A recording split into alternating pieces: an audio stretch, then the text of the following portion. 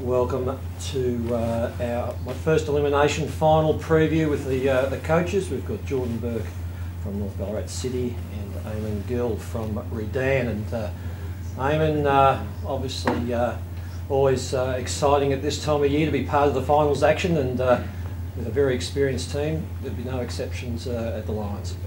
Yeah, no, look, we're really looking forward to it, David. All three sides, seniors, reserves and under-18s, playing on over the weekend. So, yeah, it was a really good feeling last night at training, and everyone's looking forward to the games that come across the weekend. You take a very experienced team into this game. Not a lot of changes from personnel the last few seasons, and they know what it's all about, and you won't have to be telling the players too much. No, look, we don't. Our list hasn't dramatically changed over the last couple of years. So, yeah, look, well, as I said, everyone's really excited and looking forward to Sunday's game in the seniors, and hopefully, I'm sure it will be a great standard of footy. Jordan, you had a good win last week. Does that give you some confidence going into the finals? Oh yeah, I mean, at this point in time, the last couple of weeks, our form's probably been a little bit indifferent to what we want, but yeah, it was a tough day at Melbourne. They played some really good footy, and the conditions were a little bit tougher. So from that point of view, it was really good, because the pressure and the type of physical game that it was, I think, really will give us a good standard coming into Sunday. And I guess after the season you've had, though, sort of this isn't sort of where you wanted to be on the ladder. You sort of were pushing for that top 3 spot. Oh, there's no doubt. You'd be lying if you said you weren't, but the quality of the competition and especially the top 6, I think it's probably landed where it for the outcomes throughout the season, it's landed where it's landed because of wins and losses, and that's what you get what you deserve, so to speak. So Sunday, elimination final, I think that's a really good achievement for our boys, but we're not happy with where we're at. And how are you going with injuries? Have you got any guys coming back in? Besides the long-term boys that have missed a large chunk of the season and are sort of done now, Cannon George is still, he's probably 60-40 sort of, depending on day to day at this stage, especially in finals. But Sam Bromley Lynch and Josh Bromley Lynch, the 2 twins, they played on the weekend and got through really well. So yeah, it's good to get a game into those boys. You came into the season as new coach, coming off a very successful era, 2 premierships and then a runner-up last year for North Ballarat City. So, and there was a change of personnel, a bit of a change in regards. Some older players with experience moved on or retired, and some other movement as well. So it was always going to be a bit of a rebuilding. What were your thoughts as the season progressed, as far as you would have picked out spots where you felt we need to achieve this and this?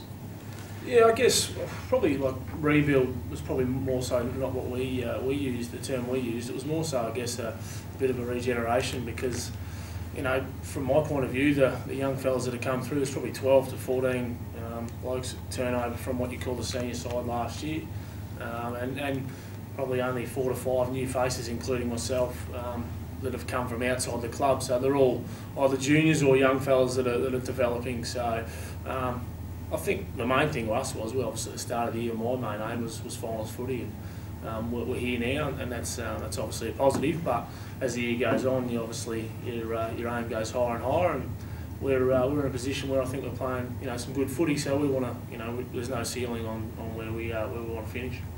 Your strengths, you haven't got a big team, no, so your strength is really clean ball movement, isn't it, and ground speed.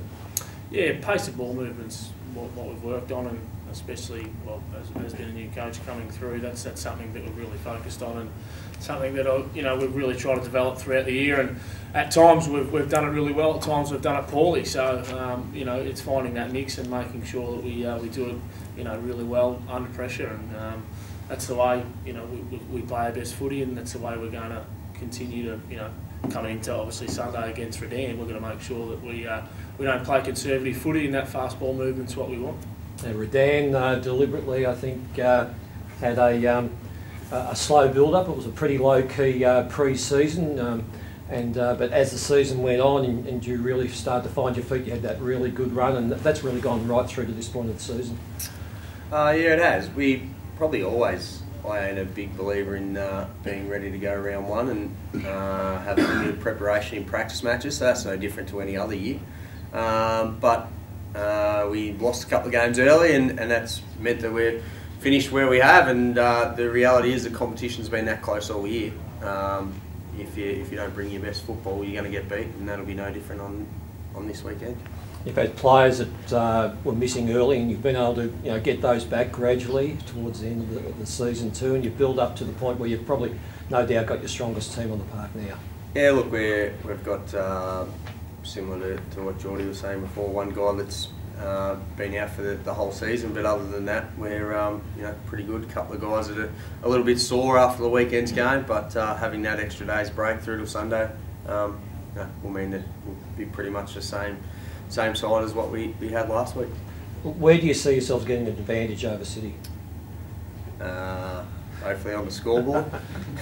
No, look, I think the two times we played, one was round 2 up at North, wet and windy, and they sort of got the jump on us and put the score on the board early. And then the second time we played here at the City Oval, even again, they got a really good start. I think at quarter time it might have been 4 goals to 1 or something like that. So obviously, making sure that we're there right to go right from the start, and that they don't get that good start, I think will go a long way to helping us for the rest of the day for sure. There's no doubt that the form of Derek Micallef has been very impressive, and a good reason for North getting where they are. He's a Redan old boy, of course, and he's kicked. He's the leading goal kicker in the competition. He's regularly kicks 5 and 6 goals. What plan would you have to sort of keep him quiet, because he's just such an opportunist? Yeah, he's a fantastic player. Has been now in the competition for a long time and played really well at the VFL level as well. He's uncanny. He can take marks. He can rove it off the pack. He can kick it out of stoppages. He's going to be one of the keys for North, and we'll do our best to try and stop his influence. But he's one out of 22, and if you just worry about him and no one else, they've got some good players across every line that you've got to concentrate on as well. If we can go back to Jordan just for a moment, talk about key players to Redan, and as Eamon said, he's got 22 of them, and he's spread. What about? There's no doubt though that a player like Nathan Horbury's, he's a class player, very important. If he goes well, usually Redan does. And he's a player you'll obviously have to watch among others. Yeah, no doubt. Wolves obviously coming back into the fold, sort of mid-season, and it's been an impressive sort of body of work he's put together in the second half of the season. So, along with him, Cal Curry, Chrissy Giannipola, we might have to tag a lot of them at this stage. So might be running just a tagging midfield at this stage. So, but yeah, look, I mean, Horbs, he's just an accumulator of the footy, and he does, he works really hard, and obviously he's one, as Kelly said, you put time into one bloke too much. Obviously, that finals footy at this level, you've got 22 blokes that are all very good footballers. So those match ups, our midfield too is playing some good footy at this point in time. So we want our boys to work hard as well. Okay, neither of you guys want to go straight out. So Jordan, where does North Ballarat ultimately get the wood on Redan? Well, by the sound of it, it's the quick starts. So we might have to just make sure we extend that start a little bit. But I think, you hit the nail on the head in finals footy. It's intense. It's going to be physical.